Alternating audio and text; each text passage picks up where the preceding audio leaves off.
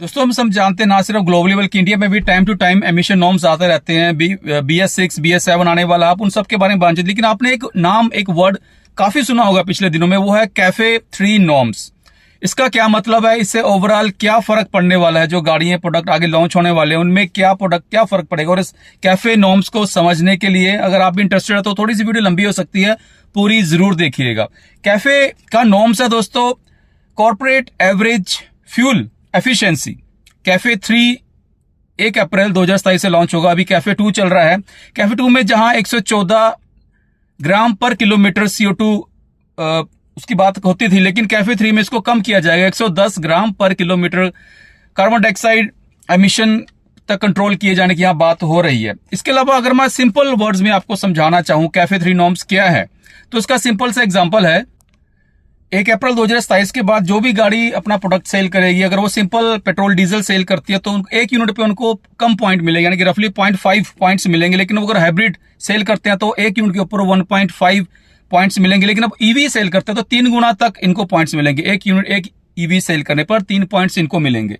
तो ओवरऑल जो number of total sales है उसको इन्होंने कार्बन डाइऑक्साइड जो उत्सर्जन है पर यूनिट उसके वेट के हिसाब इस पूरे नॉर्म्स को कैलकुलेट किया है, ताकि एक तरह से मैं कह सकता हूं कि फोर्सफुली अब कंपनीज को स्ट्रॉन्ग हाइब्रिड, फ्लेक्स फ्यूल और ईवी पर फोकस करना ही पड़ेगा। अदरवाइज वो अगर इन नॉर्म्स को फुलफिल नहीं करते तो ना सिर्फ वो आने वाले टाइम में अपनी पेट्रोल डीजल को नहीं बेच पाएंगे, इसके अलावा उनको पेनल्टीज भी लगने वाली है।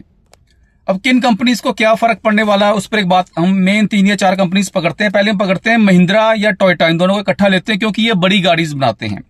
इस वजह से इनका कार्बन, उन गाड़ियों से होने वाला जो कार्बन डाइऑक्साइड का जो एमिशन है वो ज्यादा रहेगा, तो इनको ज्यादा सेल करनी है ईवीज या स्ट्रॉन्ग हाइब्रिड।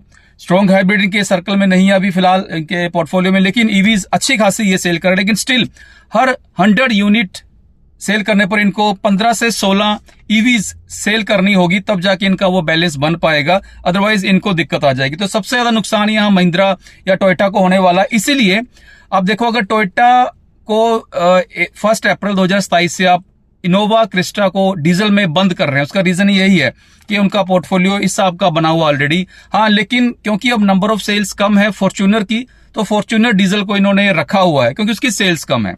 तो आगे और एग्जांपल से आपको समझाता हूं। महिंद्रा टोयोटा की मैंने बात की कि बड़ी गाड़ी हैं तो ज्यादा उनका पोल्यूशन है, तो उनको नंबर ऑफ यूनिट्स भी ज्यादा सेल करने पड़ेंगे पर 100 गाड़ियों के पीछे 15 से 16 उनको ईवी सेल करनी पड़ेगी।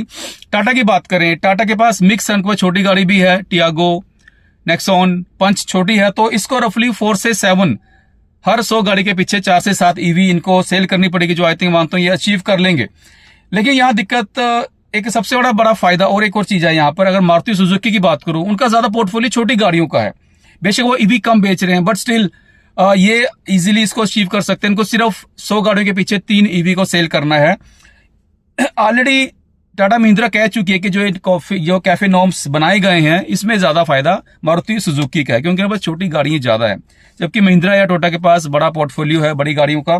तो एक बड़ा रीजन है। तो इस हिसाब से कैफे 3 को नॉर्म्स को अप्लाई किया गया है। ऑलरेडी हम ना सिर्फ इसके अलावा दिक्कत किसको आएगी, फायदे में हमने समझ लिया मारुति सुजुकी को फायदा है, महिंद्रा भी एडजस्ट कर लेगा, टाटा भी एडजस्ट कर लेगा, लेकिन फंसेगा कौन दोस्तों? यहां फंसने वाले हैं जिनका बिल्कुल भी ईवी में कोई टच नहीं है।